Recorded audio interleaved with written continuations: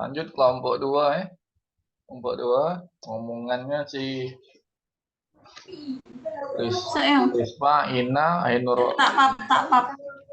Ainurita Oktaviani, Utauru,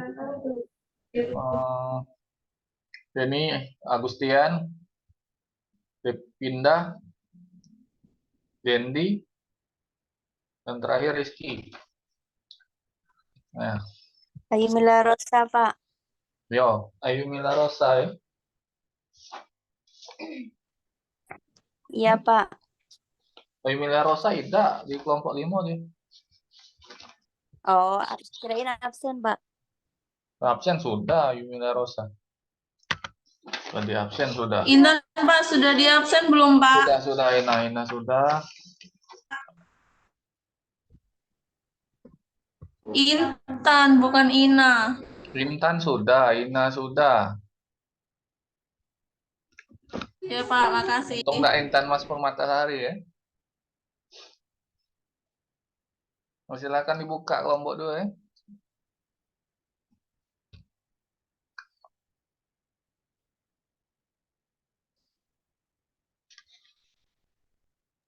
Bentar Pak, moderatornya lagi login.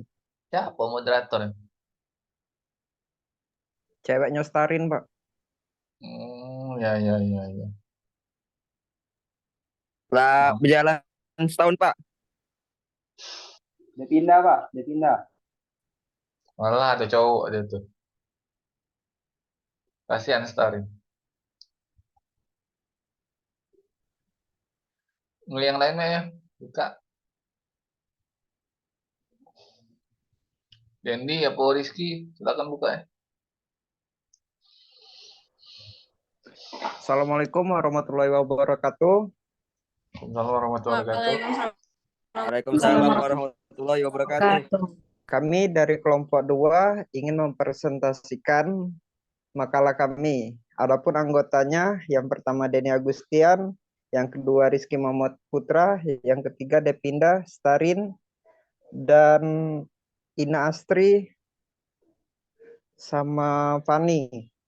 Baik, untuk selanjutnya pemateri yang pertama akan dibacakan oleh Saudara Denny Agustian. Dipersilakan.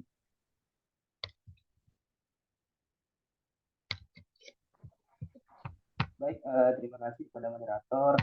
Di sini saya akan membacakan latar belakang. Bentar ya, lagi gangguan dari Orde Baru Senin. Oke, bentar. Zoom-nya. Pinggir ini. Dah, gila. Oke. Baik, di sini saya akan menjelaskan sedikit mengenai latar belakang dari pola relasi antara DPR dan Presiden era Orde Baru. Orde Baru seringkali disingkat Orba, adalah sebutan bagi masa pemerintahan Presiden Jenderal Soeharto di Indonesia. Orde Baru menggantikan Orde Lama yang merujuk pada era pemerintahan Soekarno. Lahirnya Orde Baru diawali dengan dikeluarkannya Surat Perintah 11 Maret 1996 yang berlangsung dari tahun 1966 sampai dengan 1998, yang dimana dalam jangka tersebut ekonomi Indonesia berkembang pesat, meskipun hal ini terjadi bersamaan dengan praktik korupsi yang merajalela dan pengekangan kebebasan berpendapat pada masa penjajahan Belanda. Terdapat lembaga semacam parlemen bentukan penjajah Belanda yang dinamakan Volksraad. Dalam sistem pemerintahan presidensial, Presiden memiliki peran yang kuat sebagai kepala eksekutif dan juga kepala negara. DPR adalah badan legislatif yang terpisah dan independen, yang bertugas membuat undang-undang dan mengawasi pemerintahan. Presiden dipilih secara langsung oleh rakyat dan memiliki otoritas eksekutif yang luas. Terima kasih, saya kembalikan pada moderator. Baik, terima kasih moderator. Pemateri selanjutnya. Moderator. Ya, terima kasih Saudara Denny. Saya lanjutkan materinya dengan Saudari Ina Astri. Dipersilakan.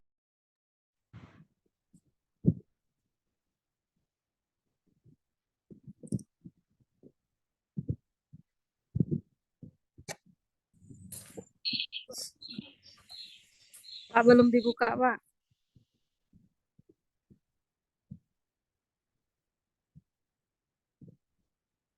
Assalamualaikum warahmatullahi wabarakatuh. Perkenalkan, saya Ina Astri. Saya akan membahas materi yang kedua.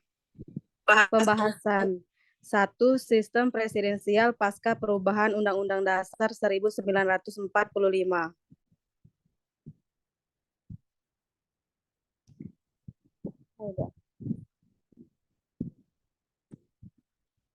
Perkembangan sistem presidensial lebih banyak ditandai dengan masalah dasar,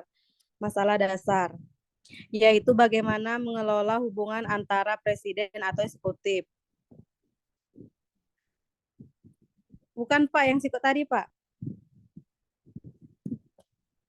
Dengan lembaga legislatif karena sama-sama mendapat mandat langsung dari rakyat.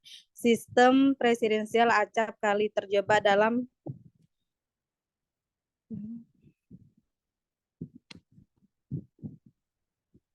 ketegangan antara eksekutif dengan legislatif. Hal ini sering terjadi jika kekuatan partai politik mayoritas di lembaga legislatif berbeda dengan partai politik presiden.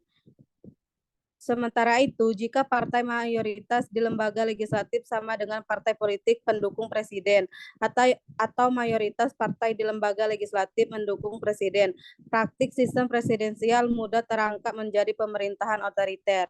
Sekian, terima kasih. Saya kembalikan ke moderator.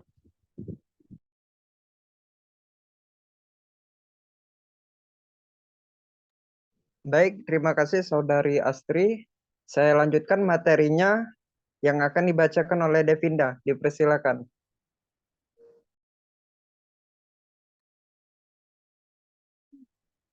Baiklah, terima kasih kepada moderator yang telah memberikan izin kepada saya untuk membacakan materi dari kelompok 2. Pembentukan undang-undang dalam sistem presidensial.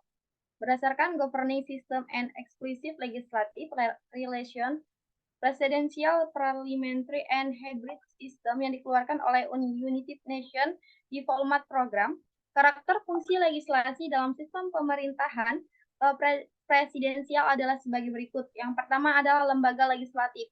Lembaga legislatif ini cenderung memiliki kekuasaan yang luas untuk mengubah undang-undang apapun, yaitu di mana memiliki keterbatasan sumber daya manusia dan faktor lainnya. Yang mana dapat menumpulkan kecenderungan ini. Yang kedua, potensi ketegasan lembaga legislatif. Nah, potensi ketegasan lembaga legislatif ini lebih besar pada sistem presidensial, tetapi realisasi atau aktualnya tergantung kepada keberadaan kondisi-kondisi lainnya. Adapun lembaga legislatif pada sistem presidensial lebih memungkinkan untuk memiliki spesialisasi dan komite tetap permanen dan subkomite dengan jumlah staf profesional untuk membantu penyusunan draft, pemeriksaan, dan pengubahan legislasi. Lanjut, melalui sistem komite, lembaga legislatif memiliki kekuasaan yang luas untuk memanggil ahli, saksi, anggota kabinet, penasihat presiden, dan sebagainya untuk rapat dengar pendapat publik dan privat sebelum penyusunan undang-undang. Saya kembalikan kepada moderator. Baik, terima kasih Saudari Devinda. Materi selanjutnya yang akan dibacakan oleh Saudari Risma. Dipersilakan.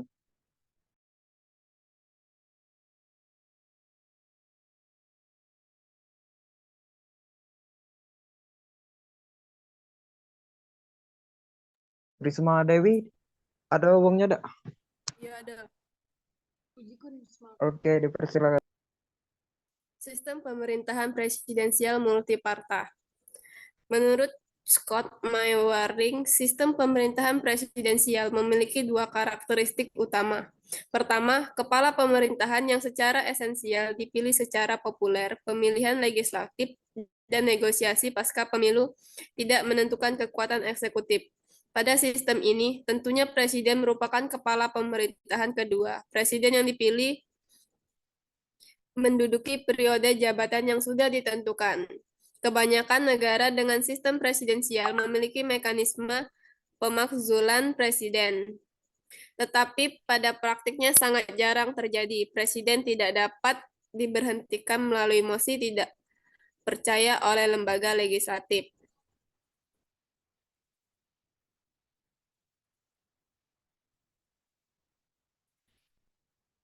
Sistem pemerintahan presidensial memiliki dua karakteristik. Yang kedua,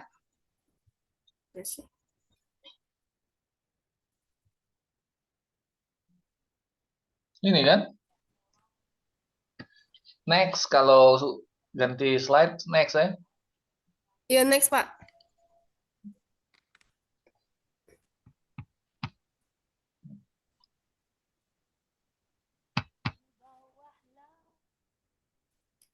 Sistem pemerintahan presidensial memiliki dua karakteristik utama. Pertama, kepala pemerintahan yang secara esensial dipilih secara populer. Pemerintahan legislatif dan negosiasi pasca pemilu tidak menentukan kekuatan eksekutif. Pada sistem ini, tentunya presiden merupakan kepala pemerintahan. Kedua, presiden yang dipilih menduduki periode jabatan yang sudah ditentukan. Kebanyakan negara dengan sistem presidensial memiliki mekanisme pemaksulan presiden, tetapi pada praktiknya sangat jarang terjadi. Presiden tidak dapat diberhentikan melalui mosi tidak percaya oleh lembaga legislatif. Sistem presidensial yang diterapkan di Indonesia memiliki variasi sistem. Baiklah, saya kembalikan kepada moderator. Baik, terima kasih Saudari Risma. Materi selanjutnya akan dibacakan oleh Saudara Starin Al-Afla. Dipersilakan. Baik, terima kasih moderator. Next ya. Next Pak. Ya, tunggu. Iya. Dari ini ya. Silakan. Ya, udah ganti. Start. Baik, pada kesempatan kali ini saya akan menjelaskan tentang pola hubungan antara DPR dan Presiden dalam menjalankan fungsi legislasi di Indonesia. Seperti yang kita ketahui, isi dari pasal 11 Undang-Undang Dasar 1945 yang mengatur tentang hubungan antara Presiden dengan DPR, yang dimana isinya yaitu yang pertama, Presiden dengan didapatkannya persetujuan dari DPR menyatakan perang, membuat perdamaian dan perjanjian dengan negara lain. Yang kedua, dalam membuat perjanjian internasional yang dapat mengakibatkan akibat luas dan mendasar bagi kehidupan rakyat dalam membuat keputusan Presiden harus mengetahui persetujuan dari DPR. Lanjut.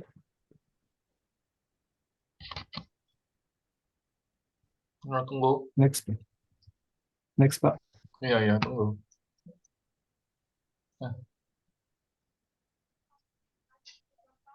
Ya, silakan. Baik, perbedaan antara keduanya, terdapat perbedaan antara keduanya yaitu hubungan antara keduanya yang dalam sistem presidensial terdapat beberapa ciri ideal dalam hubungan antara Presiden dan DPR adalah sebagai berikut.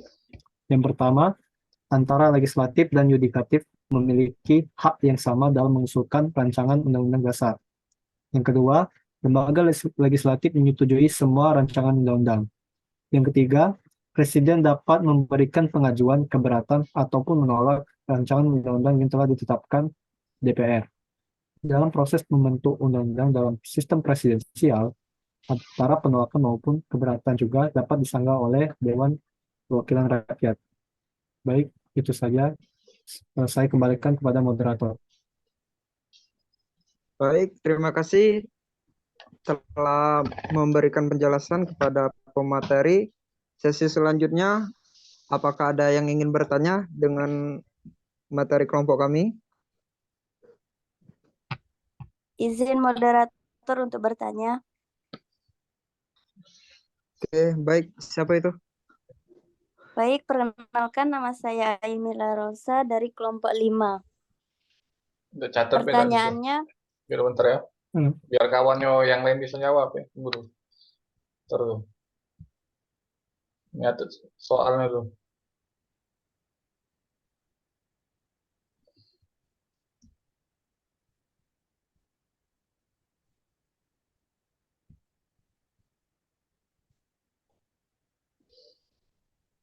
Gangguan.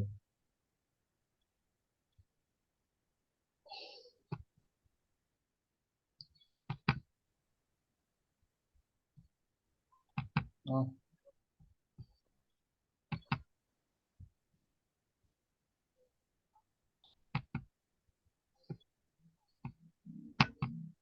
Tanyaannya apa? Pertanyaannya, apakah terdapat kendala atau konflik yang mencolok dalam pola relasi DPR dan Presiden pada masa Orde Baru dan bagaimana cara konflik tersebut terselesaikan menurut pendapat kelompok 2? Baik, terima Pelan-pelan. kasih. Pelan-pelan bacanya. Mana Apakah kawannya? Jawab terdapat soal pelan-pelan, cek. apakah terdapat kendala atau konflik Yang kawan ini lagi yang mencolok dalam catatlah pola yang ini relasi ya, DPR yang diranyo ya. yang Mau yang yang nanyo ini mencolok cepet dalam nih ya. pola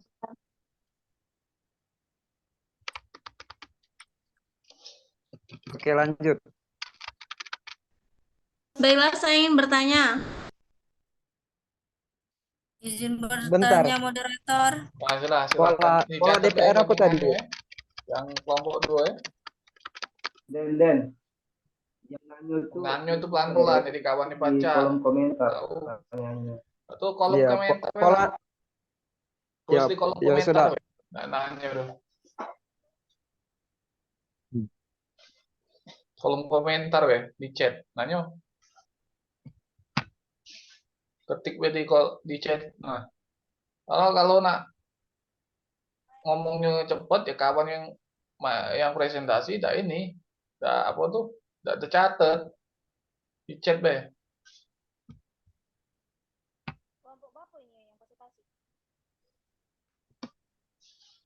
Nah, bagaimana mekanisme pengawasan DPR terhadap pemerintah terbatas pada era Orde Baru?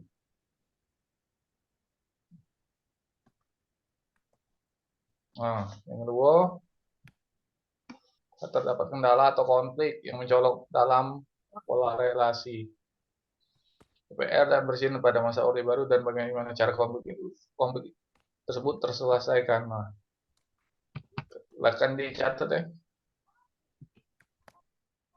Yang nak catat ya?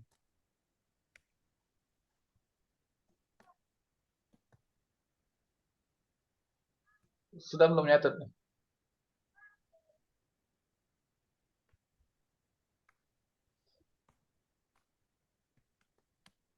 Sudah. Sudah, Pak. Ini? Apakah ada satu pertanyaan lagi? Oh, silakan. Pas ya? Citra, Rina. Bagaimana sistem politik Orde Baru mempengaruhi hubungan? Apakah dampak dari... Oke.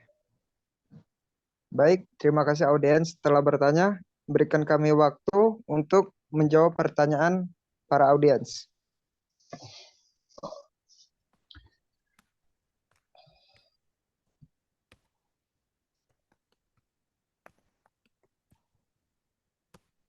Ini yang Intan ya.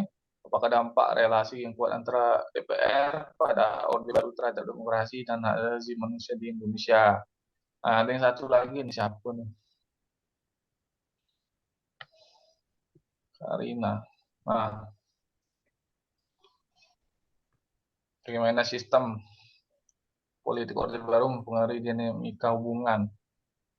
Jadilah, jangan banyak ego ini, malam ini.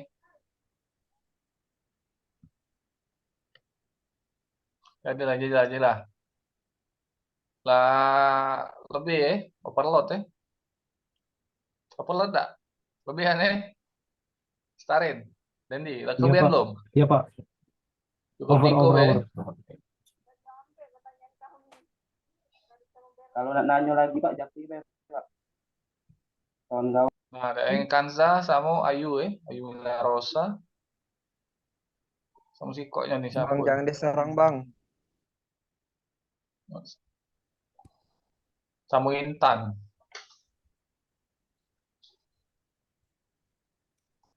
Ya Karina ya.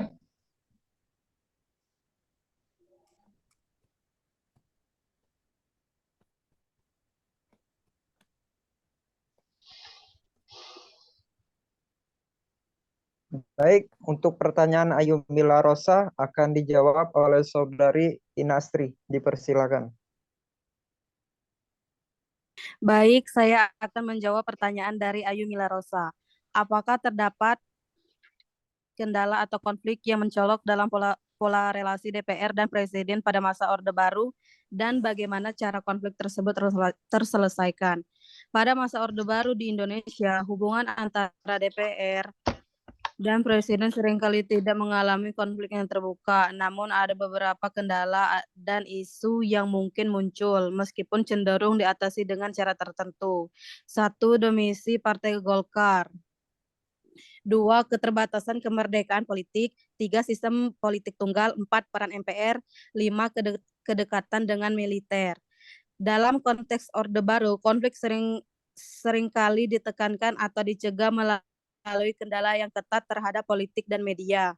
Sebagian besar anggota DPR pada masa itu adalah anggota Partai Golkar atau partai-partai yang mendukung pemerintah, sehingga oposisi politik sangat terbatas. Konflik mungkin muncul dalam wacana tertutup, tetapi jarang terjadi konferensi terbuka di antara DPR dan Presiden. Sekian, terima kasih.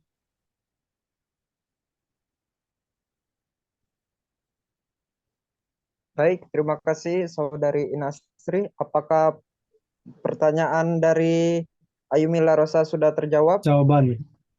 Oh, jawaban. Baik, terima kasih. Izin moderator, saya ingin menjawab pertanyaan dari Saudari Ansa. Oke, baik. Dipersilakan Saudara Starin.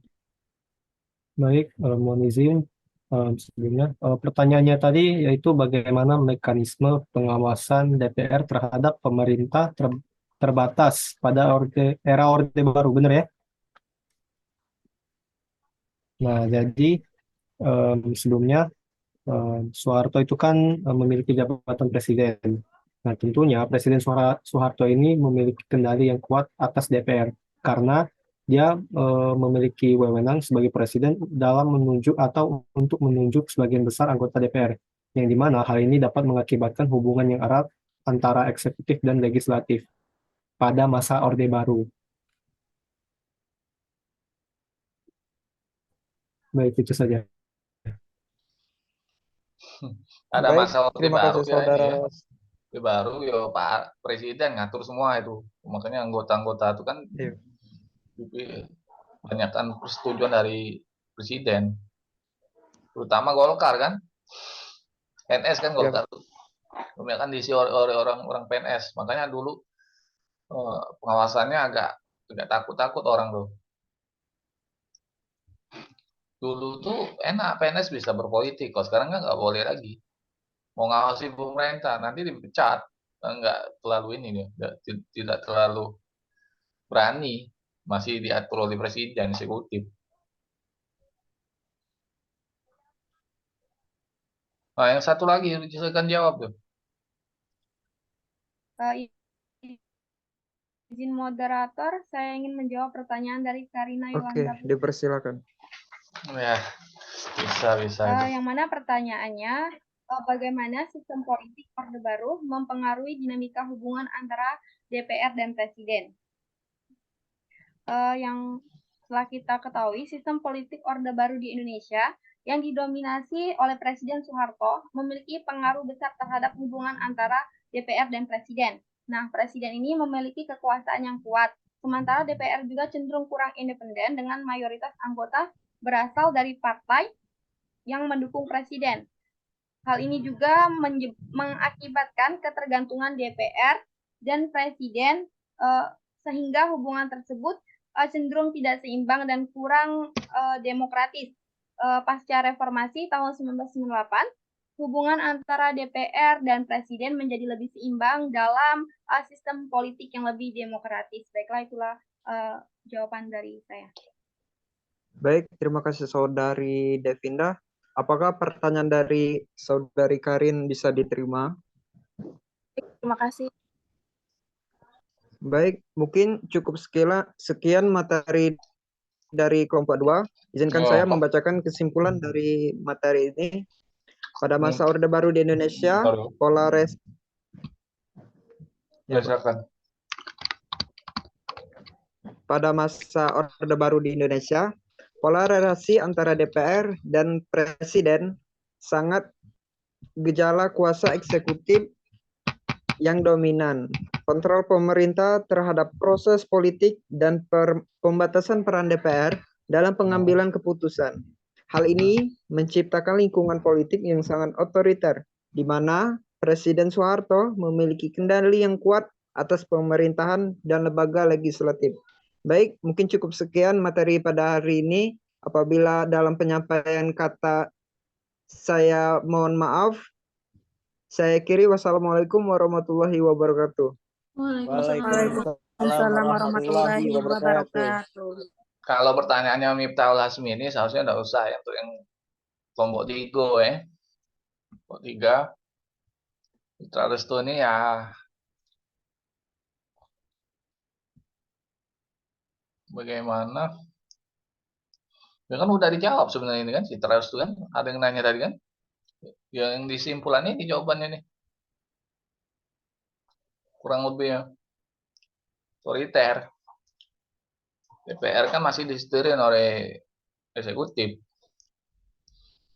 Nah, untuk satu kelompok 2 udah oke ya. Kalau untuk presentasi, tinggal kalian poles lagi ya. Kalau presentasinya jangan terlalu banyak panjang-panjang, yang poin-poinnya, poin-poinnya saja ya. Tinggal gimana kalian tuh presentasi di untuk skripsi belum ya? Sejauh ya. Metode penelitian sudah. Siapa yang ngajar metode penelitian kalian? Pak Kun, kalau kami kelas Pak. Pak Kun, Pak Yulian. Pak Kun, Pak. Pak Kun. Masuk terus Pak Kun. Sebaliknya Pak. Jarang. Karena dia sibuk, Pak. Wajar Pak. Pak, Pak, Apa? Senin besok berarti kelompok 3 sama kelompok 4 Nah, minggu depan tuh kita nak masuk offline apa nak online? Online deh, Pak. Kalau Online aja, Pak. Soalnya offline jam 7, Pak. Iya Yang Pak. telat, tapi Bapak enggak mood. oke. Ya, minggu depan tuh tak baca juga nak offline pagi. Mentaro nih. Yo, aman nak agak Ya siang sudah, dikit. kelompok 5 BG offline. Kelompok 5 paling offline ya. Kelompok Tidak adil lah Pak, kelompok 5 yang lain online, yang kelompok 5 dewean offline. Lah kan lagi pelatihan ya TOEFL dari jam 7:30 sampai jam 11. Iya, maksudnya Pas. sekalian juga lah Pak. 3 kelompok 5. Oh, sudah cak ini Bepa, apa namanya minggu depan tuh langsung lah kalau 3 kelompok, tapi kita mulainya dari jam 7. Selesai. Kalian hari Selasa libur dah. Apa kuliah kalau Selasa? Full Pak, soalnya kami kan ada terbagi menjadi 2 kelas Pak, ngambil MK kelas lain. Dulu pakai akun Sikoknya lagi Zoom. Karena kalau nak pakai akun ini ya pakai sesi setengah-setengah sesi. Kalau akun Sikoknya baca lama Sikok ngerekamnya. Iya, enggak apa-apa Pak, yang penting online deh. Enggak lah online nah. Cuman aku lah nyatet ya siapa yang jarang masuk nih. Ada yang belum ujian beado ini. Mana masuk Zoom sudah. Yang kelas B ini cuma Dimas yang rajin yang cowoknya nih. Yang lain lanangnya males. Kelas B. Alhamdulillah berarti Pak. Satu lagi Pak. Apa? Pak offline Pak, biar aku percaya mana aku kuliah. Dimas. Wah, Adi baru masuk, Adi nongol. Iya Pak. Sinyal baru balik Pak. Sinyalnya Pak jelek. Dari pagar alam Andian. Chandra yang belum Dado Iya Pak. Tadi Pak, maaf Pak, sinyalnya tadi jelek nian Pak. Chandra tak masuk ya? Tidak Pak. Nah, hari ini kita cukup sampai sini dulu ya. Intinya tuh pola relasinya, yo ada saling berhubungan lah ya. Kalau yang DPR nih, kalau di negara luar tuh DPR ya buat undang-undang. Kalau di kita nih DPR buat undang-undang sama presiden. Nah, zaman Orde Baru ya jelas lah, Orde Baru dia agak otoriter, DPR tuh dikontrolnya ya. Termasuklah Golkar. Tahu kan Golkar?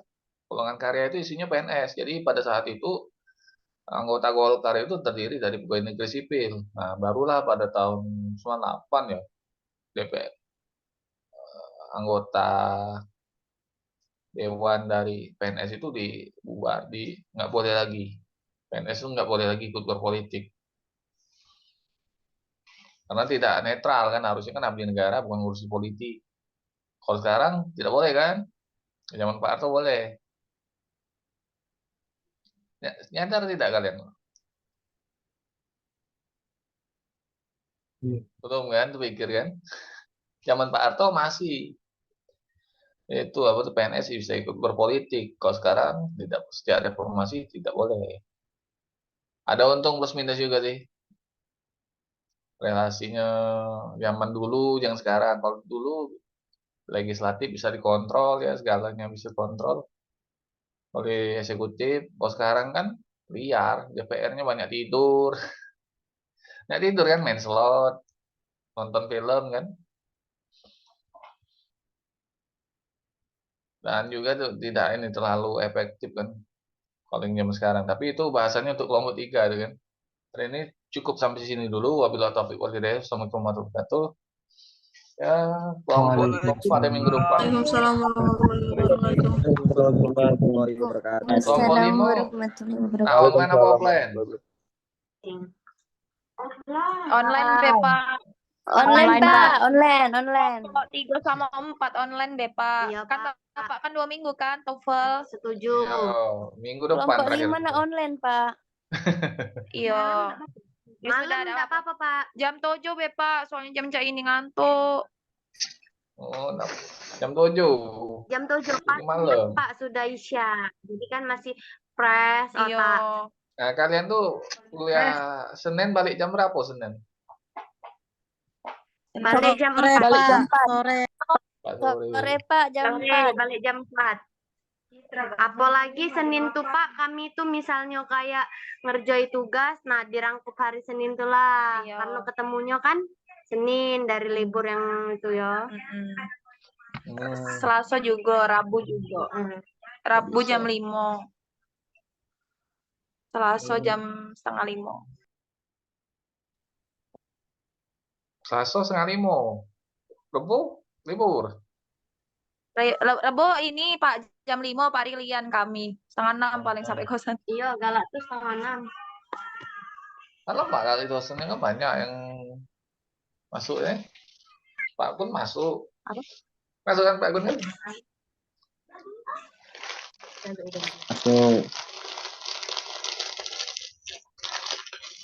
Oh, bacalah kalian tuh referensi jurnalisme politik kalau udah sekarang tuh. Ya bisa kan untuk nyusun skripsi, carilah judul-judul dulu sekarang.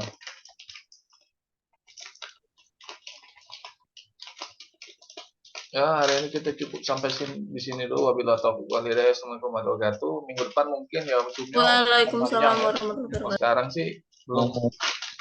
Harusan beli juga sih. Waalaikumsalam warahmatullahi wabarakatuh.